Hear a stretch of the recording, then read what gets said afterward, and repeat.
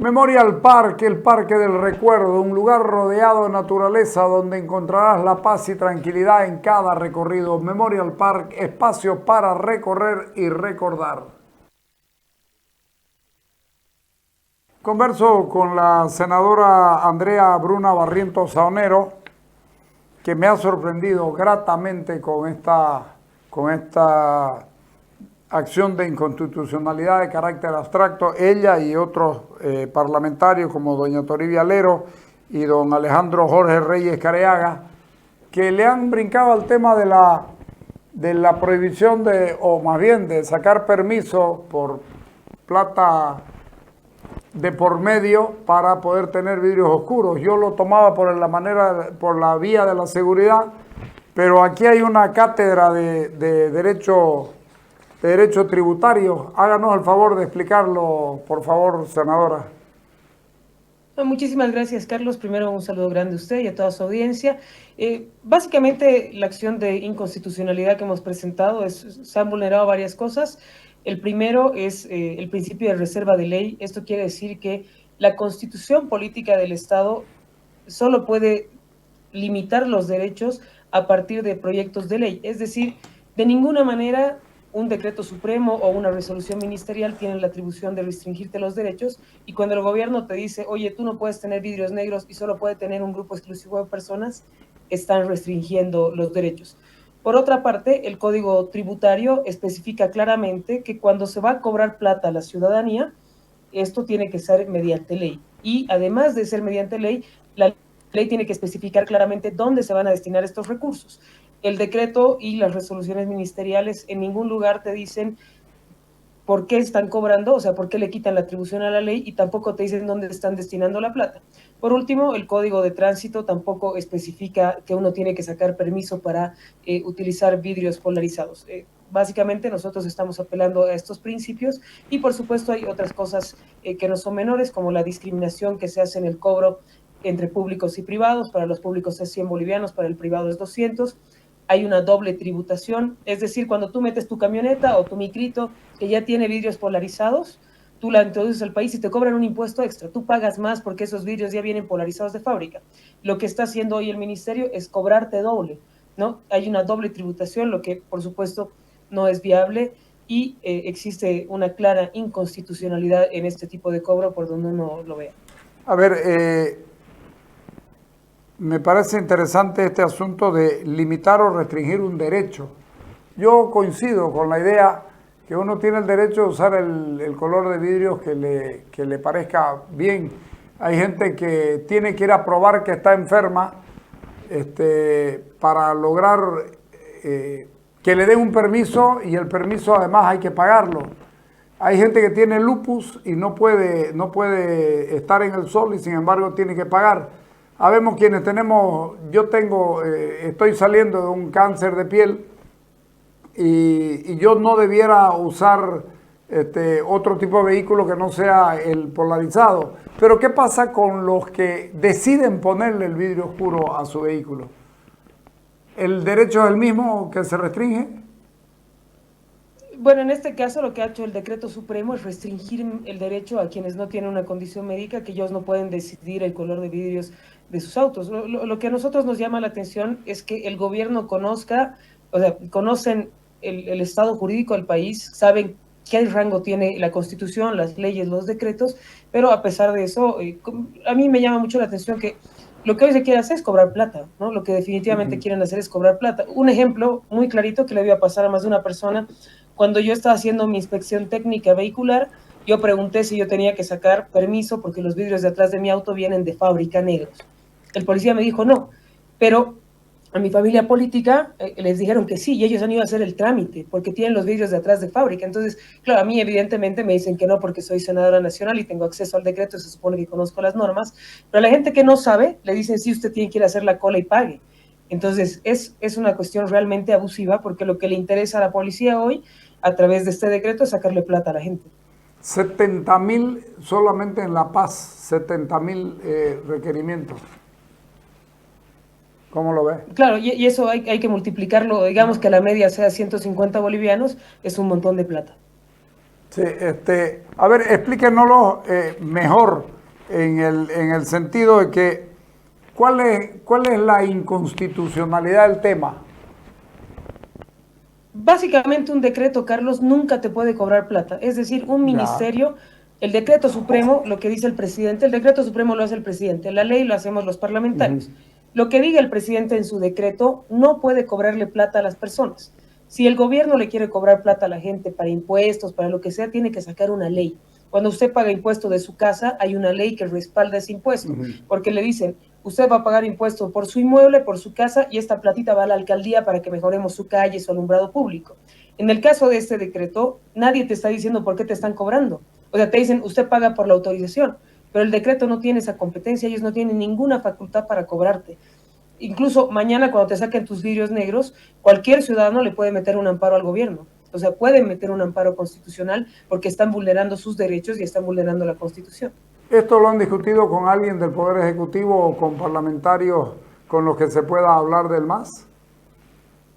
Bueno, nosotros hemos planteado la cuestión, hemos tratado de llegar al órgano ejecutivo, lamentablemente no hemos podido contactarnos con el ministro de Gobierno. Esperamos que se haga caso y que el órgano judicial sea, perdón, el Tribunal Constitucional sea quien determine la inconstitucionalidad. Además, en el recurso lo que hemos pedido nosotros es que mientras no se resuelva el caso, ellos tienen Claro. que pausar cualquier tipo de medida, ¿no? Entonces, ellos deberían pausarla. Una vez entra el recurso, ellos deberían sesionar y el Tribunal Constitucional debería decir se paraliza la medida hasta que nosotros definamos si es inconstitucional. Esto se presentó el día 31 de enero y hoy día tenía que comenzar y en tránsito les han dicho que no hay orden todavía de comenzar. ¿Será por esto o porque todavía no logran afinar qué es lo que tienen que hacer? Sí, yo creo que se les va a complicar mucho la logística. Me imagino que entre el problema que han tenido con el escape del reo y además la logística de movilizar una gran cantidad de policía de tránsito a las calles, a que vaya a sacar vidrios negros, a que vaya y cobre cosas, va a ser muy complicado porque además, definitivamente, si yo fuera ministro, a mí me daría mucho miedo que tengas 300 amparos constitucionales porque estás vulnerando los derechos de la ciudadanía. Ahora, lo triste de todo esto es que ustedes debieran haber recurrido al ministro de Recaudaciones, al ministro que tiene que ver con impuestos, y sin embargo, como todo estado policíaco, uno tiene que ir al ministro de Gobierno a decirle, oiga, está mal lo que está haciendo.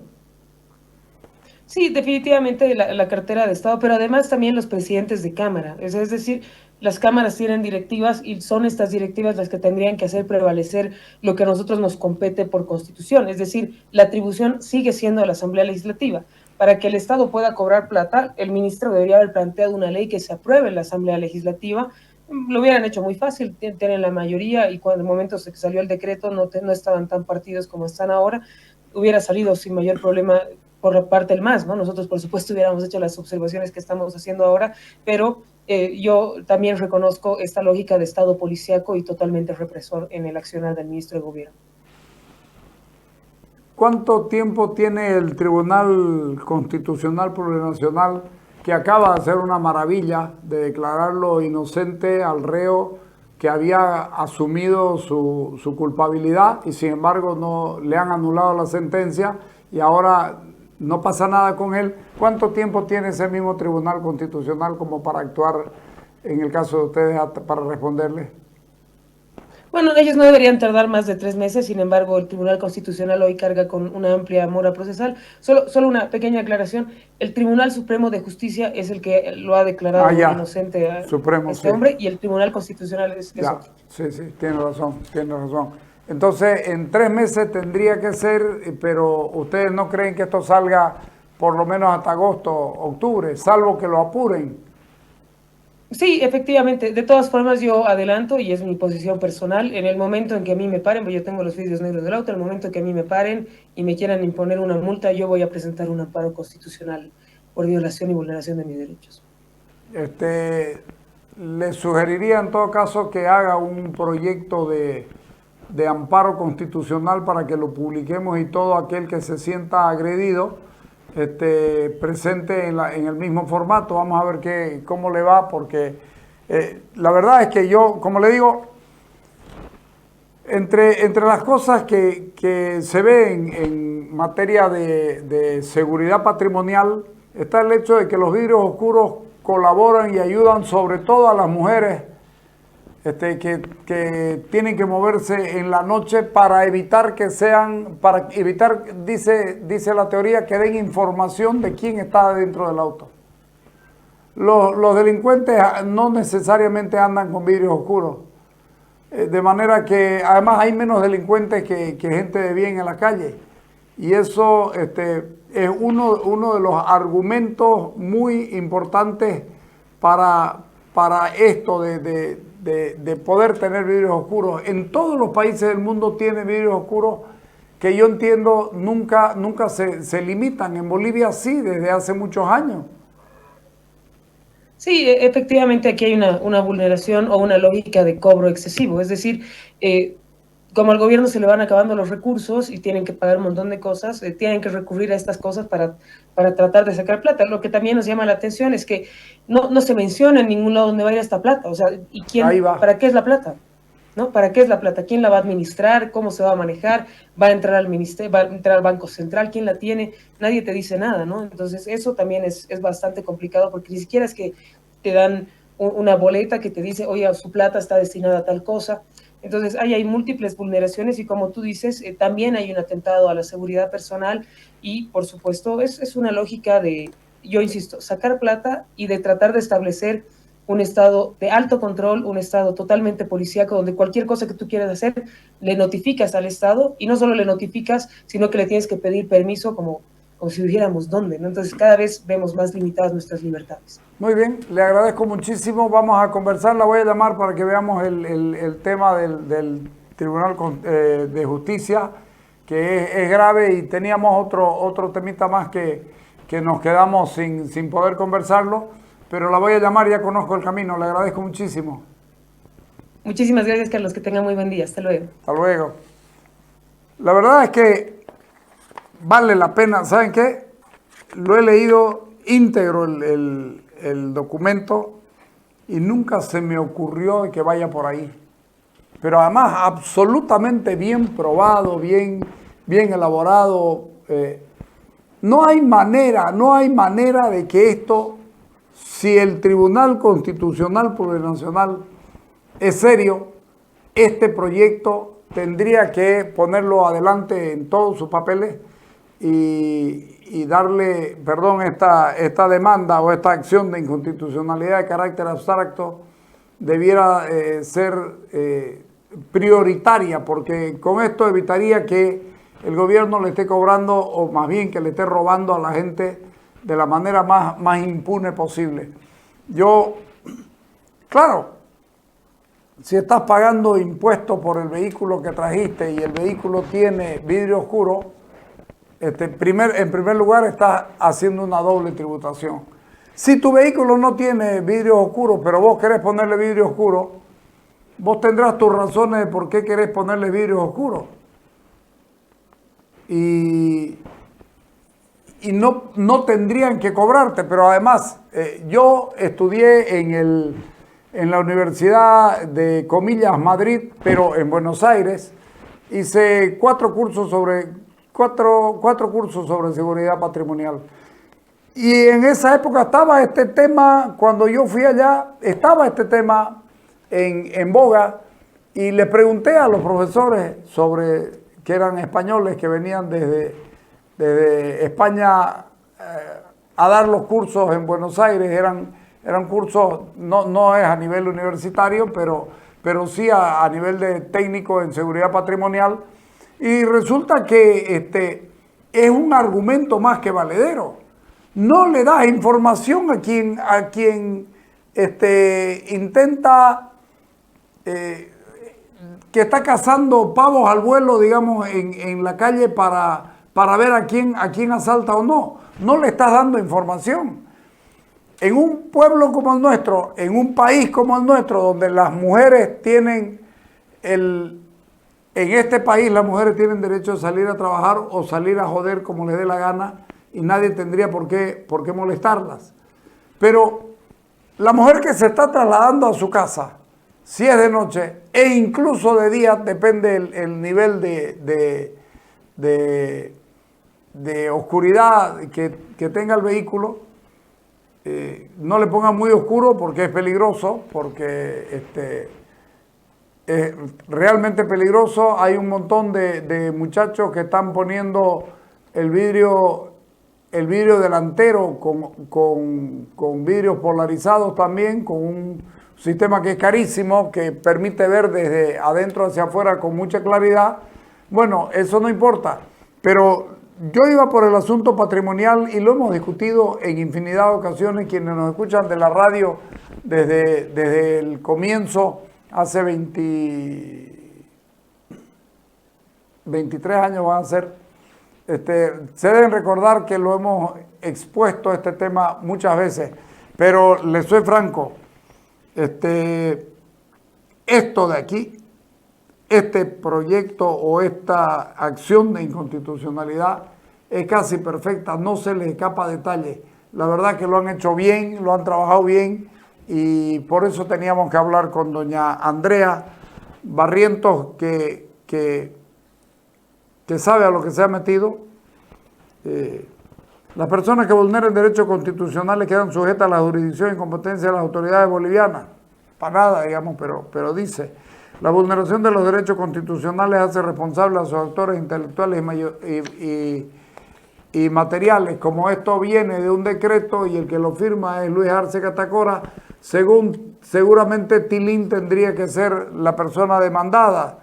Todas las personas son iguales ante la ley y tienen derecho sin discriminación a igual protección de la ley. A este respecto se prohibirá toda discriminación y garantizará a todas las personas protección igual y efectiva. ¿Por qué el vehículo particular paga 200 y por qué paga 100 el taxista o el colectivero? Si al final de cuentas es un vehículo igual. Sí, pero es que yo trabajo con eso y vos pensás que yo lo llevo en el bolsillo del auto y cuando tengo que trabajar o cuando dejo de trabajar lo inflo y lo saco y me pongo a pasear. Si tenés 18 años, seguramente lo sacás para pasear. Pero cualquiera de nosotros que va a la calle de lunes a viernes y sábado en la mañana, es porque tiene necesidad de trabajar y moverse en el vehículo. Entonces me va a decir el decreto que las personas, como trabajan, me van a decir que sábado y domingo no lo van a usar el auto porque es solamente para ir a trabajar. Hey, léanlo esto, y ya le he pedido a la senadora delante de ustedes que me pase un proyecto de inconstitucionalidad y yo lo voy a subir a mi página porque bueno fuera que lo llenen de recursos. Claro, va a decir que es conspirativo el niño ministro, que no tiene idea de dónde está parado y que se le escapan los presos de día y salen con auxilio de la propia policía y de corruptos policías y terminan matando a policías que probablemente hayan hasta sido honestos. Bueno, ya lo veremos. Vamos al corte y venimos al tiro.